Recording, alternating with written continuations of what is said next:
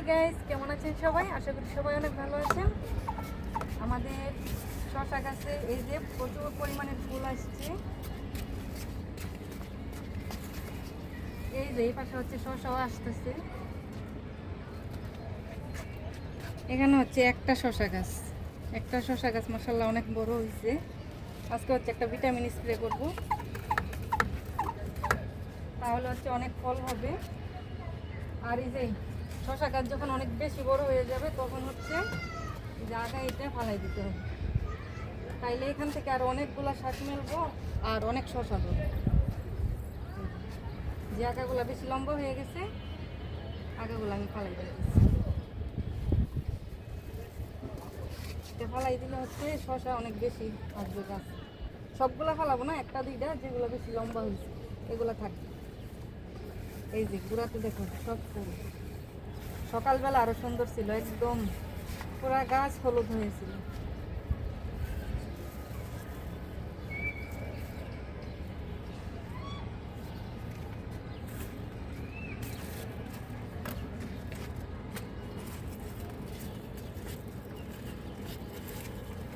কিছু মরা পাতাও ফেলাই দিই।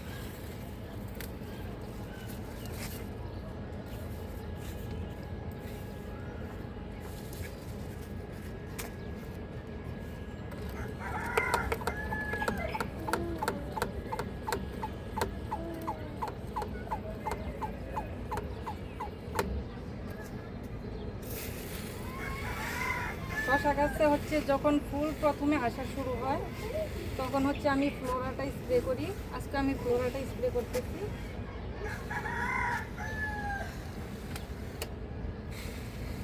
উপর থেকে নিচ থেকে একদম ভালো করে স্প্রে করে দিতে হবে, তাহলে যখন শসার গুটিগুলো আসবো সবগুলা গুটি ঠিক।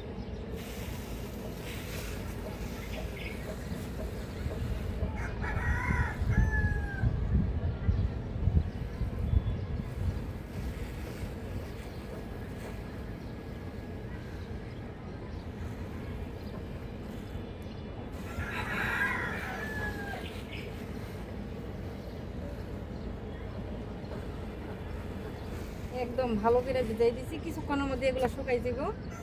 আর ওষুধটা হচ্ছে আমি বেশিরভাগ দিই এক সময় হচ্ছে সকালবেলা আর হচ্ছে বিকেলবেলা। দুপুরবেলা আমি দিই না ওষুধটা, বিকেলে আর সকালে দিলে ভালো হয়। এখানে ফলটার মধ্যে আমি ভালো করে স্প্রে করে দিই।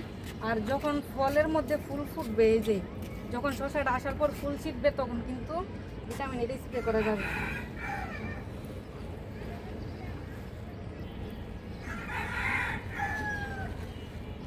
চলো ওইদিকে পেয়ারা গাছের দিকে।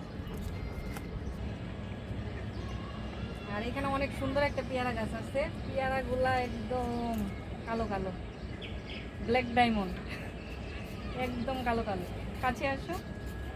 এই যে এখানে দুইটা সেট হয়েছে, এখানে তিনটা আছে, অনেক জায়গায় সেট হয়েছে, এখনো ফুল আসতেছে। এই যে এগুলো ফল সেট হবে, সকালবেলা ফুলগুলো সুন্দর থাকে।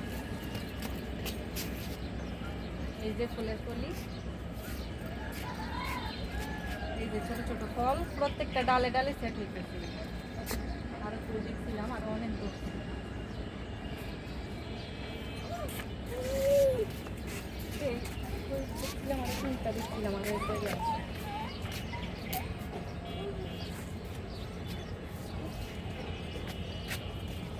পেয়ারা গাছটা আমার অনেক পছন্দের একটা গাছ।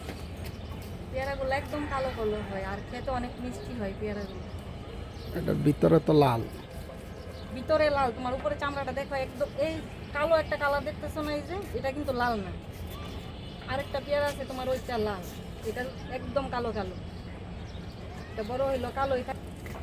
সবাই অনেক ভালো থাকবেন, আল্লাহ হাফেজ।